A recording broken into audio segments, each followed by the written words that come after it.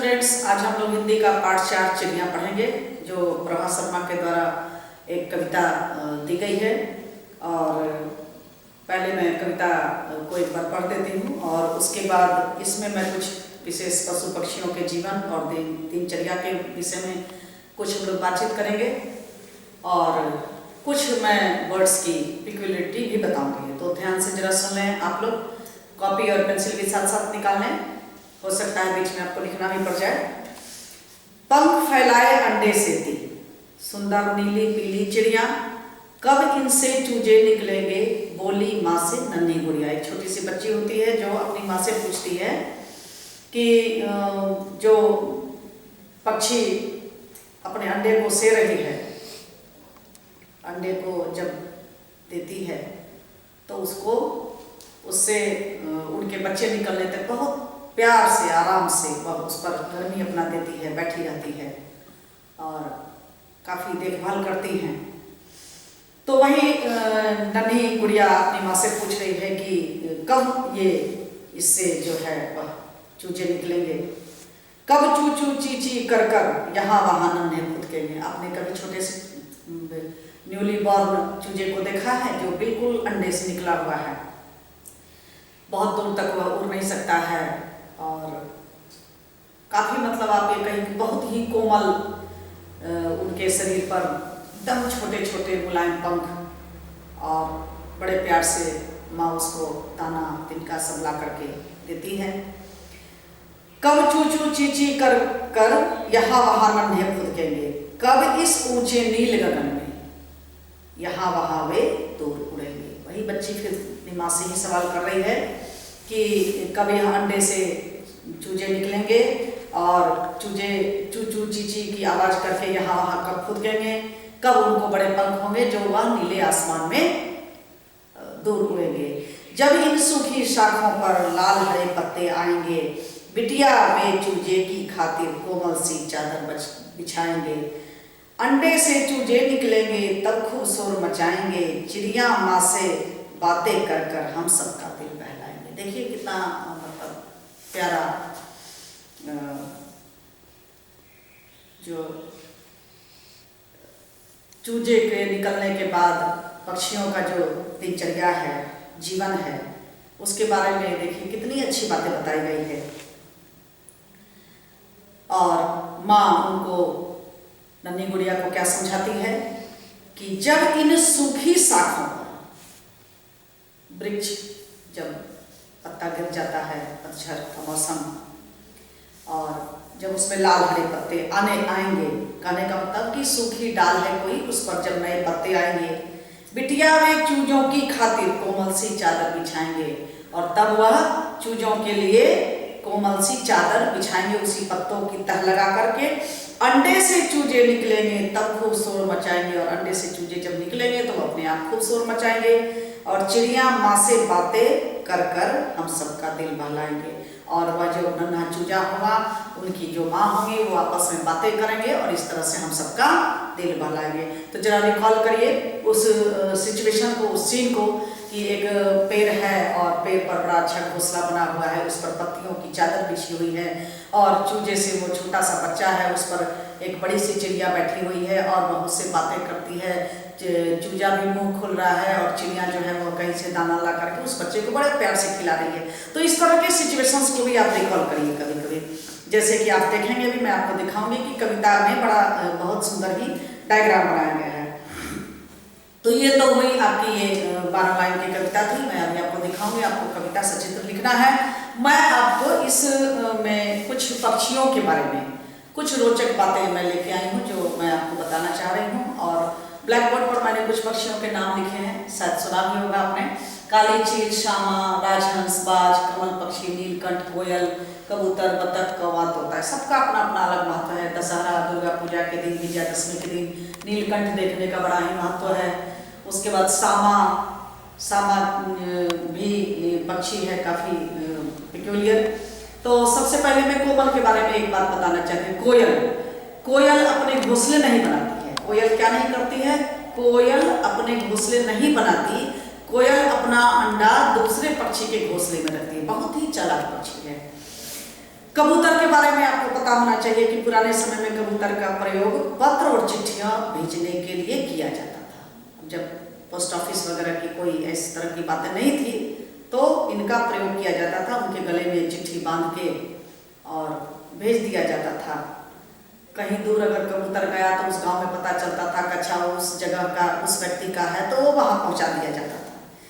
बत्तख जो है, बत्तख सामाजिक पक्षी है। बत्तख क्या है? सामाजिक पक्षी है। और इनके समूह को जब बहुत सारे बत्तख एक जगह इकट्ठा होते हैं तो इनको क्या कहा जाता है? राफ्ट। ये सारे पॉइंट्स जो हैं ये मैं बता रही हूँ, ये आप लिखेंगे। कौवा को दुनिया का सबसे बुद्धिमान पक्षियों में से एक माना गया है। मतलब आप सोच लीजिए कि कितना बुद्धिमान है। तोता, तोता पक्षी समझदार और बुद्धिमान होता है और यह मनुष्य की आवाज की भी नकल कर सकते हैं। आपने देखा होगा तोते को बोलते हुए। और पक्षियों की दुनिया आप ये मान लें बहुत ही निराली है। क्या है? बहुत ही निराली।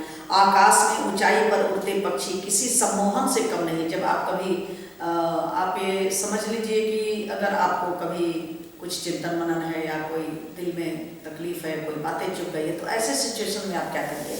आसमान की तरफ निहारिए कभी कभी और देखिए कि ये पक्षी, और आसमान में अगर पक्षी उड़ रहे हैं तो आप उस चीज़ को निहारिए, आपको बहुत ही सुकून मिलेगा। और आप देखिए कि किस तरह से ऊंचाई पर जाता है, फिर नीचे आता है, फिर धीरे, और एक लाइन में कभी कभी देखा होगा आपने 5-7 चिड़ियाँ जो है पक्षी उड़ते रहते हैं। रंग बिरंगे पक्षियों को देख करके मन प्रफुल्लित हो जाता है। आजकल आपने देखा होगा, अपने लोकेलिटी में भी देखो, बहुत सारे चिड़िया जो है वो माइग्रेट होकर के आए हैं। लाल पीली, हरी नीली, कुछ नेवी ब्लू कलर की, कुछ ब्राउन और पीले कलर की, बहुत अजीब अजीब पक्षी। उनको आप निहारिए, देखिए, उनकी आवाज़ को सुनिए। बहुत सारे सिंगिंग बर्ड हैं, कोई टेलर बर्ड है, और इस तरह से पक्षियों को आप देखिए। दुनिया में पक्षियों की कई सारी प्रजाति पाई जाती है। इंडिया में भी लगभग 1200 स्पीशीज इस पक्षियों की है। कितने हैं? 1200। भारत में अलग अलग प्रजातियों के पक्षी मिल जाते हैं। इनमें से ज़्यादातर पक्षी भारत के निवासी होते हैं, लेकिन कुछ पक्षी जो है वो माइग्रेंट कई दूसरे जगह से आ जाते हैं, जो दूसरे देशों से लंबी यात्रा करके भारत में विशेष मौसम में आते हैं। ठीक है, जैसे कि काली चील, ब्लैक काइट। अब इसमें देखिए कुछ बातें इसकी भी मैं बता दूं। चील भारत में ये अत्यधिक संख्या में पाई जाती है। कौन? चील। चील स्वभाव से शिकारी होता है और अपना शिकार झपट्टा मारकर करता है। यह उन स्थानों पर पाया जाता है जहां गंदगी और कचरा होता है। इसके पेट और छाती पर कत्थई रंग की धारियां होती है। यह आसमान में काफी ऊंचाई पर विचरण करता हुआ दिखाई पड़ता है। चील आग और धुआं को देखकर के आकर्षित होता है। इसका प्रिय भोजन चूहा और खरगोश होता है। चील बहुत तेज और फुर्तीली होती है। शिकार को अचानक झपट्टा मारकर शिकार करता है। देखिए, बड़े देर से घात लगाए बैठेगा और जहां देखेगा कि उसका शिकार आ गया, उसको झपट के मारता है। तोता के बारे में आपको पता ही है, दिखने में बहुत सुंदर पक्षी होता है। उसका रंग हरा होता है, इसकी चोंच लाल होती है। यह एक पालतू पक्षी है और यह कहिए कि स्वभाव से पालतू है, और मोस्टली इसको प्यार से मिठू भी कहते हैं लोग, और यह स्वभाव से नकलची। ठीक है, सामा के बारे में, सामा के बारे में चलिए देखते हैं।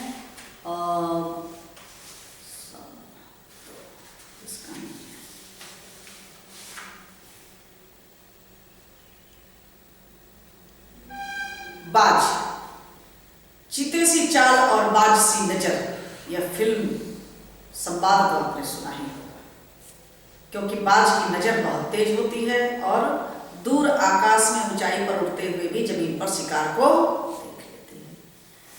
और कमल बर्ड, कमल इसको गट्टों के पास नदियों और तालाबों में पाए जाते हैं, या झीलों में भी पाया जाता है। ज्यादातर यह झील और तालाबों के किनारे पाए जाते हैं।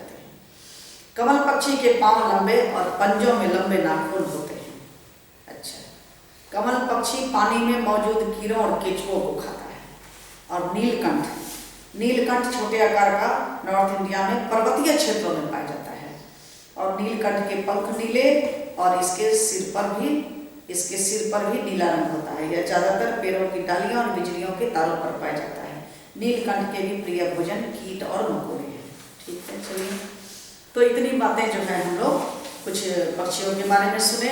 अब हम आपको ये कविता एक बार पुनः दिखा देते हैं। आप इसको सचित्र लिखेंगे और इससे रिलेटेड जितने भी क्वेश्चंस हैं वो आप इसको कर लेंगे। ठीक है, चलिए देखिए इसको।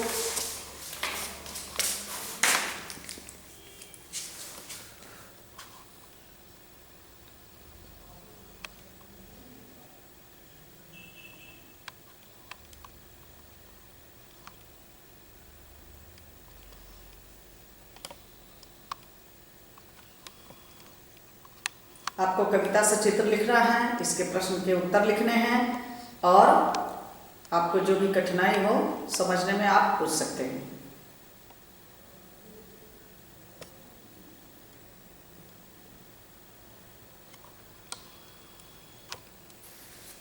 और थोड़ा सा वर्क और होगा मेरे ख्याल से, इसको भी कर लें आप। फिर हम नेक्स्ट क्लास बुद्धिमान हाथी लेकर के आएंगे। आप ये सारे पाठ के प्रश्न को अच्छी तरह से लिख लें।